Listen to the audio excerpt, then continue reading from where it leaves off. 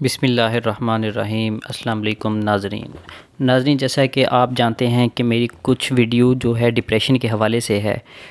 کچھ ویڈیو میں ڈپریشن کی علامات دکھائی گئی ہیں، کچھ ویڈیو میں وجوہات دکھائی گئی ہیں، کچھ ویڈیو میں جو ڈپریشن کا مرض ہے اس حوالے سے بات کی گئی ہے، ذہنی دباؤ، یہ ساری ڈپریشن کی ہی جو چیزیں ہیں دکھائی گئی ہیں آپ کو۔ ڈپریشن کی آج جو ویڈیو بننے جا رہی ہے، ڈپریشن کی بڑی وجہ غلط سوچیں ہیں۔ تو آج کی ویڈیو ہم جو شروع کریں گے انشاءاللہ، اس ویڈیو میں ڈپریشن کی بڑی وجہ غلط سوچیں ہیں۔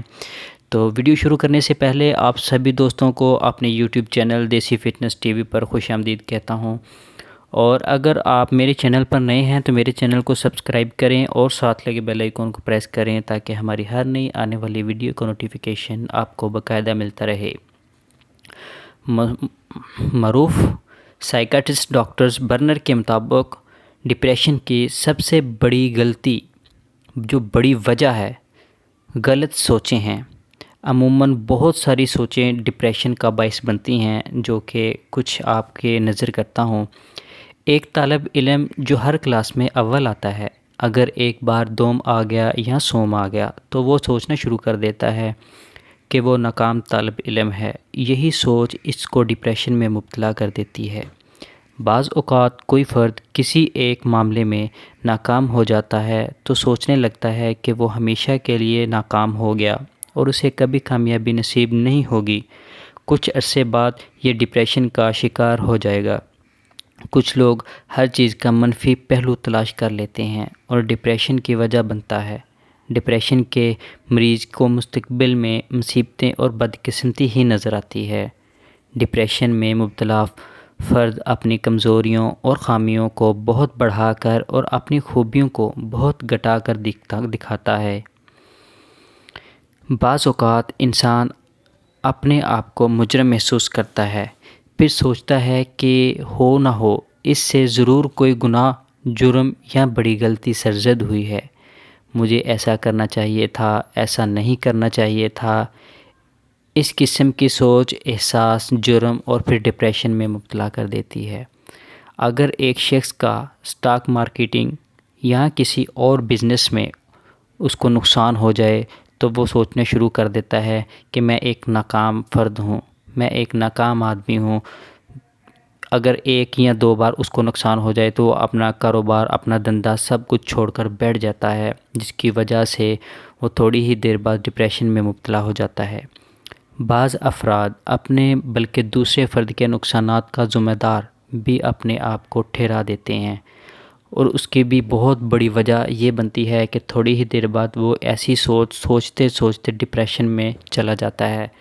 دوستو، پاکستان میں تو ایسا بہت سارا ہے، بہت سارے لوگ ڈپریشن کی جو مرض ہے اس کی طرف بھاگتے چلے جا رہے ہیں۔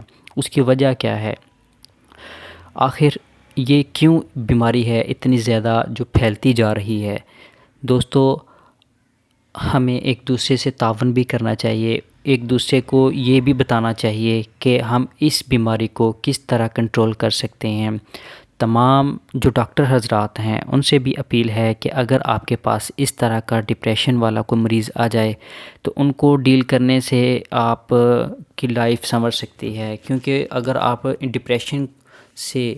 ڈپریشن کی مرض سے اس بیماری کو نکال سکتے ہیں تو نکالیں ضرور۔ ان کو اپنی باتوں سے گائیڈنس کریں، اپنی باتوں کے ساتھ ان کو پیار محبت کے ساتھ، اس انداز کے ساتھ آپ اس بیماری سے چھٹکارا دلائیں کہ وہ سمجھے کہ میں ہی سب کچھ ہوں، میں ہی جو یہ بیماری ہے اس سے نجات حاصل کر سکتا ہوں اور بہت آگے جا سکتا ہوں۔ اور یہ اپنی جو چھوٹی چھوٹی جتنی بھی چیزیں میں نے بتائی ہیں، ملازمت کے حوالے سے ہے یا کوئی اسٹوڈنٹ ہے یا کسی بھی قسم کا کوئی طالب علم ہے، کوئی کاروباری ہے، وہ اس کو یہ ہمت ہو جائے کہ میں انشاءاللہ پھر سے اپلائی کروں گا، پھر سے کاروبار کروں گا، پھر سے میں کوشش کروں گا کہ میرے نمبر اچھے ہیں، پھر سے میں کوشش کروں گا کہ میں اپنی جو مارکیٹنگ ہے میں اس مارکیٹنگ کے انداز کو بہتر کروں گا۔